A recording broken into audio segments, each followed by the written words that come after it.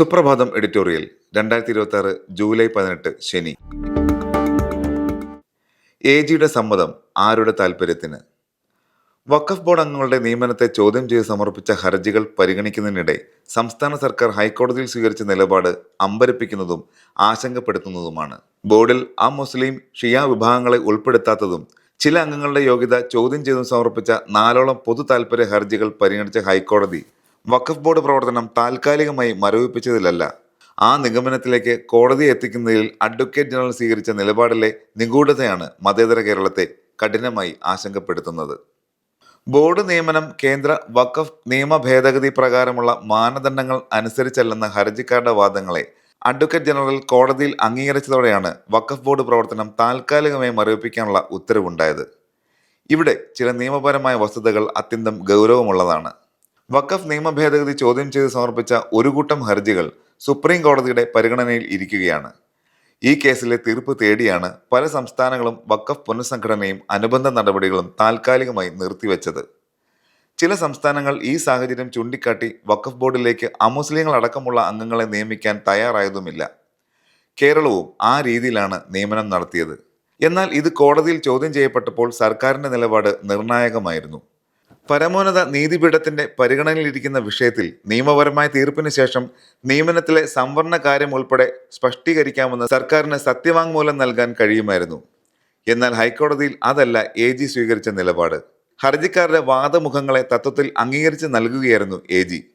കോടതിയിൽ AG നടത്തിയത് സർക്കാരിന്റെ നിലപാടായതിനാൽ അത് കേസിന്റെ തുടർ നടപടികളിലും പ്രതിഫലിച്ചേക്കാം.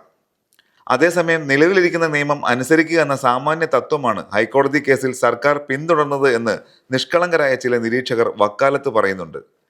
നിയമത്തിന്റെ പ്രാഥമിക ബോധമില്ലായ്മ കൂടിയാണത്. കേന്ദ്ര സർക്കാർ പാസാക്കിയ വഖഫ് നിയമം ചോദ്യം ചെയ്ത് സമസ്ത ഉൾപ്പെടെ രാജ്യത്തെ പ്രമുഖ മുസ്ലിം സംഘടനകളും ലീഗ് ഇതര രാഷ്ട്രീയ പാർട്ടികളും വ്യക്തികളും സുപ്രീം കോടതിയിൽ ഹർജി നൽകിയിട്ടുണ്ട്. ഹർജിയിൽ കോടതി പ്രാഥമിക നടപടികൾ തുടങ്ങുകയും ചെയ്തു. അതായത് കേന്ദ്രം പാസാക്കിയ നിയമം സുപ്രീം കോടതിയിൽ ചോദ്യം ചെയ്യപ്പെട്ടിരിക്കുന്ന ഭരണഘടനാപരവും സവിശേഷവുമായ സാഹചര്യം നിലവിലുണ്ടെന്ന് ചുരുക്കം. അത്തരമൊരു ഘട്ടത്തിൽ ഉപരി കോടതിയിലുള്ള വിഷയത്തിൽ തീർപ്പുണ്ടാകുന്നതുവരെ കേസ് പരിഗണിക്കുന്നത് മാറ്റിവെക്കണമെന്നോ അതല്ല കോടതി വിധിക്ക് വിധേയമായ തീർപ്പ് കൽപ്പിക്കാമെന്നോ പറയാമെന്നിരിക്കെയാണ് വീണ്ടും വിചാരമോ വിഷയത്തിന്റെ അതീവ ഗൗരവാവസ്ഥ മനസ്സിലാക്കാതെയോ കേരള സർക്കാർ ഏകപക്ഷീയ നിലപാട് സ്വീകരിച്ചതാണ് ഞെട്ടിച്ചത്. വഖഫ് വിഷയത്തിൽ ഇക്കാലം അത്രയും UDF ഉൾപ്പെടെയുള്ള മതേതര ചേരി ഉയർത്തിപ്പിടിച്ച വ്യക്തമായ നിലപാടിന്റെ നിരാസത്തിനു കൂടി വഴി തുറക്കുകയാണ് എന്നത് അത്യന്തം ആശങ്കാജനകമാണ്. മോദി സർക്കാർ രാജ്യത്തെ മുസ്ലിം ന്യൂനപക്ഷങ്ങളുടെ അവകാശാധികാരങ്ങളും മതപരമായ നിഷ്കർഷകളും റദ്ദാക്കുക എന്ന ലക്ഷ്യത്തോടെ പാസാക്കിയ വഖഫ് ഭേദഗതി നിയമത്തെ കോൺഗ്രസ് എതിർത്തത് ഇതര മതവിഭാഗ പ്രാതിനിധ്യമടക്കമുള്ള വിവാദ വ്യവസ്ഥകളുടെ പേരിലായിരുന്നു. എന്നാൽ അതേ വ്യവസ്ഥ പ്രകാരം അമുസ്ലിങ്ങളെ വഖഫ് ബോർഡിൽ കുടിയിരുത്താനുള്ള അവസരം ഒരുക്കുകയാണ് ഹൈക്കോടതിയിലെ മനഃപൂർവ്വ നടപടിയിലൂടെ സർക്കാർ അഭിഭാഷകൻ ചെയ്തത്.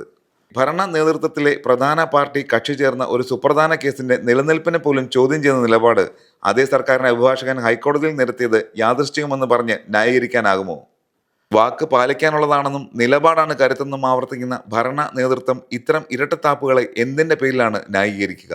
മുനമ്പം വിഷയത്തിൽ UDFൽ ഐക്യപ്പെട്ട തീരുമാനം വരുന്നതിന് മുമ്പായി അത് വഖഫ് ഭൂമിയല്ലെന്ന് പരസ്യമായി ഭരണ നേതൃത്വം പ്രഖ്യാപിച്ചത് നാക്കുപിഴ മാത്രമാണോ? വഖഫുമായി ബന്ധപ്പെട്ട ഈ നിലപാടുകൾ ആർക്കു വേണ്ടിയാണെന്നും ആരുടെ താല്പര്യത്തിലാണെന്നും സർക്കാർ വ്യക്തമാക്കേണ്ടിയിരിക്കുന്നു. ജനപക്ഷ വികസന സാമൂഹിക സുരക്ഷാ പദ്ധതികളിലൂടെ ജനങ്ങളുടെ പിന്തുണ തേടി പുതുകേരള സൃഷ്ടിക്കുള്ള കളമൊരുക്കിയ VD സതീശൻ സർക്കാരിന്റെ മതേതര പ്രതിച്ഛായയ്ക്ക് ഇത്തരം വീഴ്ചകൾ കളങ്കമേൽപ്പിക്കുന്നതാണെന്ന് പറയാതെ വയ്യ. ചില കാര്യങ്ങളിലെ ഗുരുതര വീഴ്ചകൾ കേരളത്തിന്റെ മതേതര മനസ്സിനെ വല്ലാതെ വേദനിപ്പിക്കുന്നതാണ്, ആശങ്കപ്പെടുത്തുന്നതാണ്. സർക്കാർ ആർക്കൊപ്പമാണെന്ന് ചോദിക്കുന്നവരുടെ ആകുലതകൾ കാണാതെ പോകരുത്. വഖഫ് കേസിൽ സർക്കാരിനെ പറ്റിയ വീഴ്ച തിരുത്തി പ്രഖ്യാപിത നിലപാടിൽ പിന്നോട്ടില്ലെന്ന് പ്രഖ്യാപിക്കാനുള്ള ആർജവം ഭരണ നേതൃത്വം കാട്ടണം. അതല്ല സാങ്കേതികമായ നടപടിക്രമം എന്ന ഓമനപ്പേരിൽ ചെയ്തുപോയ വീഴ്ചകളെ ന്യായീകരിക്കുന്നത് തുടരുകയാണെങ്കിൽ ഒപ്പം നിന്ന മതേതര മനസ്സുകൾ കൂടുതൽ അകലം പാലിക്കുന്നത് അതിവിദൂരമാകില്ല.